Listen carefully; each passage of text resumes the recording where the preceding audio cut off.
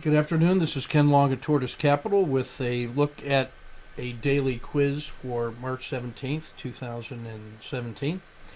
All right, so we're taking a look at a intraday day trade on 1 minute bars from Sonal from the chat room.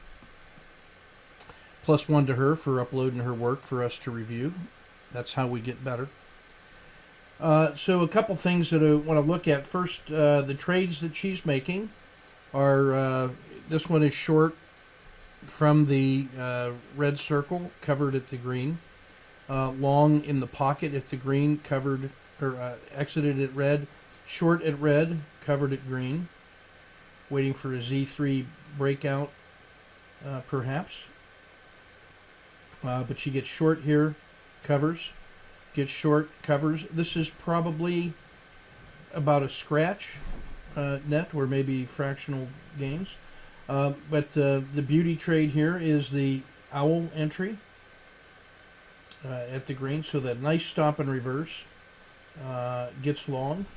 And now you notice price comes up to previous resistance, doesn't fail further, takes off, breaks through all of this resistance, rockets up, and now it's riding Z3. There's a hesitation in there which she cashes. It resumes, goes up another leg, and then starts collapsing back towards the VWAP and the RL270.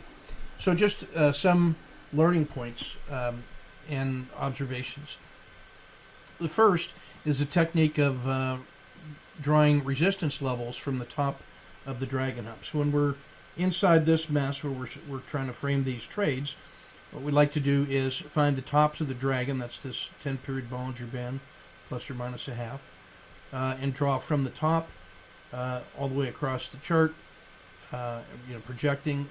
That is a resistance point, and we think of it as a statistically significant resistance point because price that gets beyond the dragon, but then price pulls back to the dragon.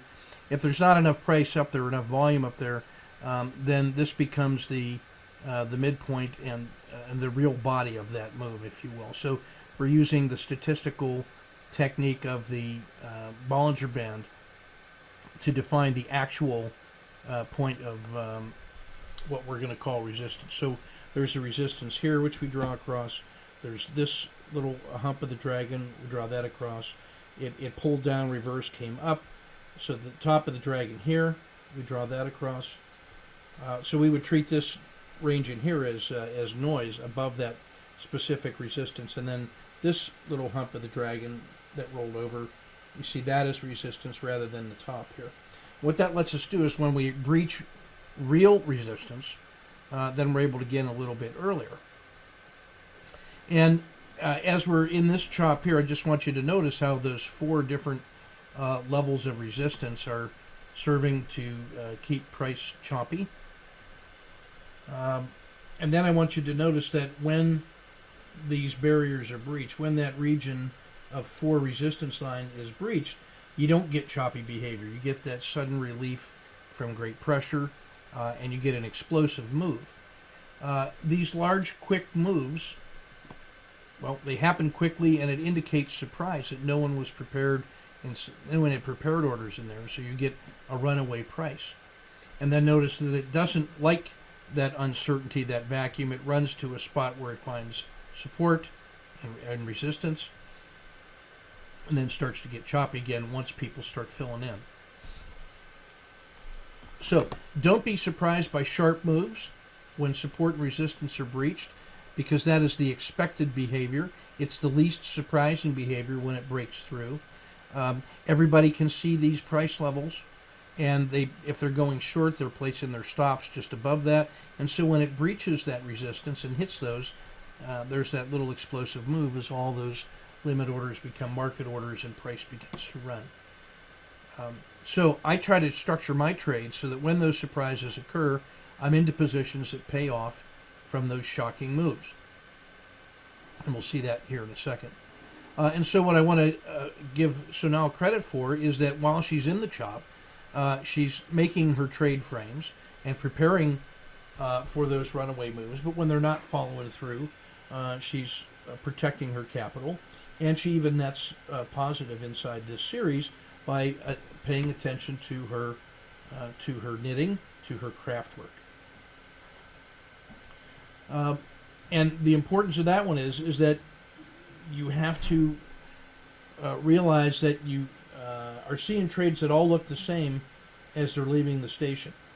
This one here, this short, looked like it was one that would collapse. If it collapsed from here and broke through this support level, we wouldn't be surprised.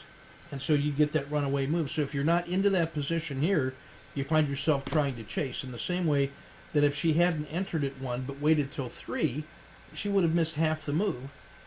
And then she'd be getting some kind of fill inside here while the price is moving quickly.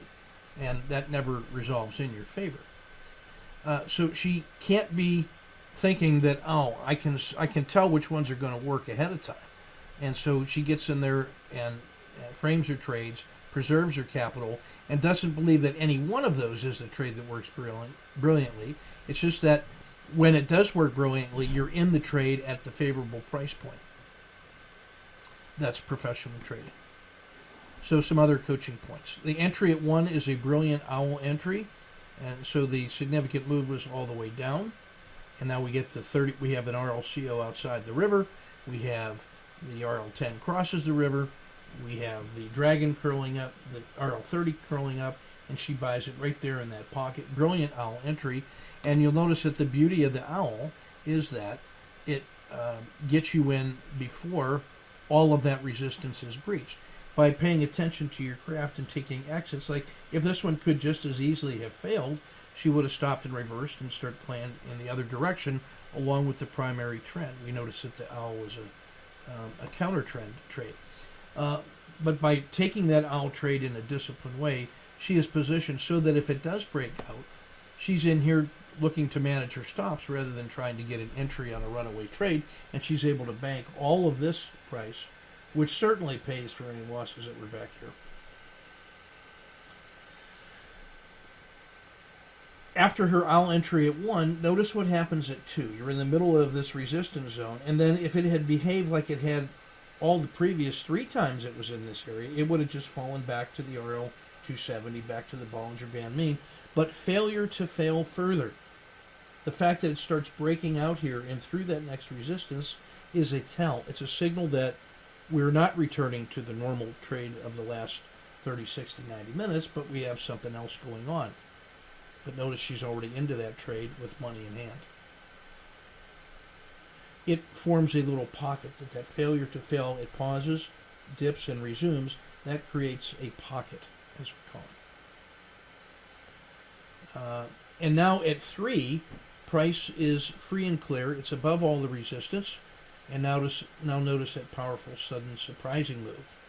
But it's not a surprise. You cannot legitimately be surprised that it occurs. You might be surprised when it occurs. You're not expecting it, but you're aware that the potential is baked into the cake because of all that compression in time and space. So thanks to Sanal for letting us mark this chart up. And now for the quiz that we offered on Friday, I asked you to take a look at the difference between exits at point 4, the yellow dot where Sanal got it on the front end, and on an excursion all the way up to 7, but then legitimate exits at 5 and at 6. So at 5, the way I look at this is that's a 1Z stop where it got to Z3, and now you're selling at Z2, and that would allow you to cash a little bit more, but it's giving back that much off the excursion as a way to protect the capital. At 6, what we're doing is this would be a 1, 2, 3 exit in here, and or it's an exit at the skin of the dragon, and notice that the dragon is outside of the river, the southern skin of the dragon outside of the river. So this really marks this as an extraordinary move. We're able to put that into context. So any exit at 4, 5, or 6 is excellent. There's not that much to choose between them, but recognize that 4 is an effort to lock in the gift at the first sign of hesitation while it's already at Z3, and so I love that exit. If you're able to hold, through 0.7, and then you end up exiting at 5, anywhere between 7 and 5 is amazing. 5 is the next rule-based exit where you have a high, you have a lower high, and it's starting to collapse after a move to Z3, and so you just cash it at Z2, and you've given back that fraction. That's a great exit. And then 6 is not letting it come all the way through, because at 6, at this RLCO outside the river, and now the RL10 has penetrated, you're really seeing a pocket that looks like a dead cat bounce entry to get short, with the target back to the Bollinger Band mean, and then back to the RL270, which is in line with that earlier, bigger downward trend. So if you see this as an unsustainable pop, getting short right in here at 6, and you can see that already would have started paying off here. So any exit at 4, 5, and 6 has its own logic, and that's a logic that's got to be tuned to your psychology and to your satisfaction, but just recognize that we have some real choices in there. So thanks for playing along. Thanks for your kind attention. Keep your risk measured and your powder dry.